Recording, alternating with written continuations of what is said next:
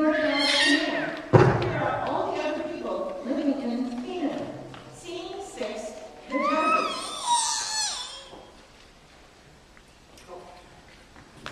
Or, stop the ride. Going in circles like this makes me crook. The story of the judges was a tricky one for the Israelites. They refused to obey God and cleared out all the other people living in Canaan. And because of this sin, more sin followed. Soon they were marrying people they shouldn't have been marrying and following false gods. They pretty much abandoned God. And God allowed them to be captured and taken prisoner by their enemies. God help us! We've been beaten and captured by our enemies. You mean if we cleared out our enemies like we were supposed to, none of this would have happened? God help us! We've been beaten and captured by our enemies. And so God sent Moses and us to lead them to victory against the enemies who had captured them. Charge! Woo! Woohoo! Yeah! Woo! And this is how it went for 325 years. The Israelites would follow and obey God, and He would bless them and give them victory over their enemies. Charge! But then they would be kind of comfy, forget about God, and God would allow them to be beaten by their enemies. They cry out to God for help.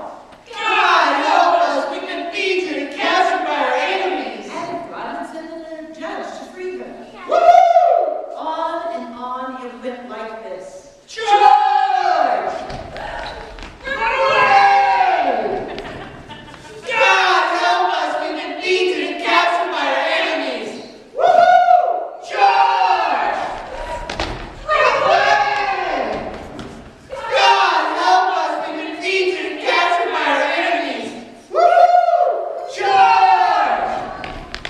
Hooray! Enough! Enough! Needless to say, they were caught in a terrible cycle of sin. During this time, Israel kept following God, no matter what. People like Boaz, Howdy. who was a simple rancher during this time, and Gideon, G'day, mate. who was one of the judges that God sent to lead the Israelites to victory. But as I said, the cycle of sin and disobedience continued for 325 years. You may wonder, where does it end? Where does it end? Where does it end? It ends with Scene 7, the Kings, or and the last judge during this time was a guy named Samuel.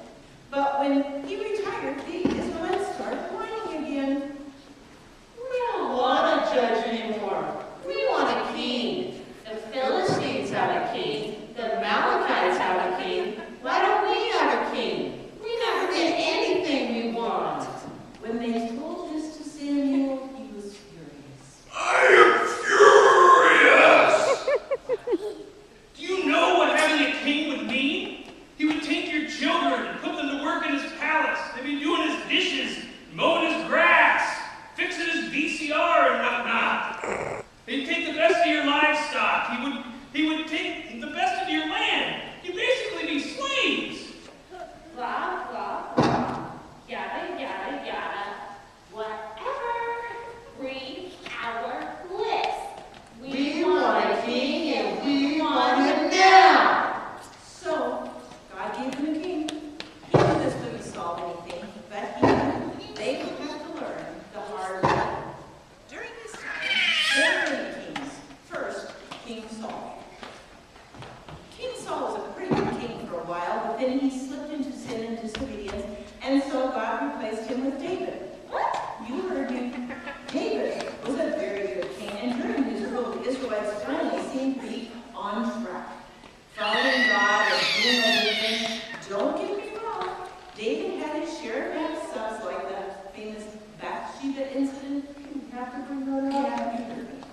But overall, David had a great role and was known for being a man after God's own heart. David set up the city of Jerusalem, and God promised David that his son would be the one to build the temple, and that David's family would rule forever. Yes. So David died. What I just got here? And Solomon became king. Solomon was a great king and did build the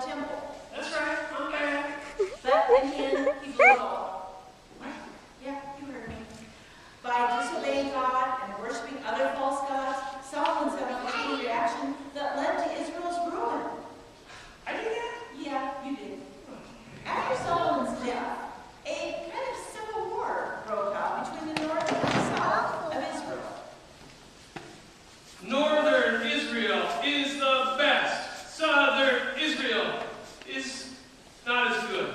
No. Oh my goodness, Ariel Stein. Did you just hear that? That was like the Sargus cheers that my ears had like ever laid ears on. You know what that calls for, right? The perfect cheer. Yeah! Who's the Israelite that's the best? It's me. It's me. Who's the Israelite that's the best? It's me. It's me. Israel, we don't want to hear it. We're the Israelites. We can still. So go back north and shut your mouth. The coolest Jews are from the south. Go south! As a result of Solomon's sin, just as God had warned, both kingdoms, the north and the south, were led by king after king after king, almost all bad kings. Further and further from God, the nation of Israel grew until yes, Solomon.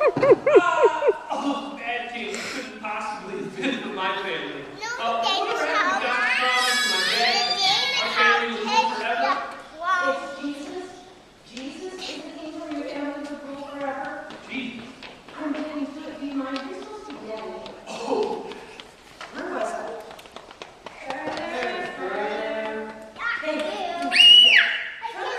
From God, the nation of Israel grew until seeing ate the exile. Or, oh, God. During this time, God sent prophets to warn them.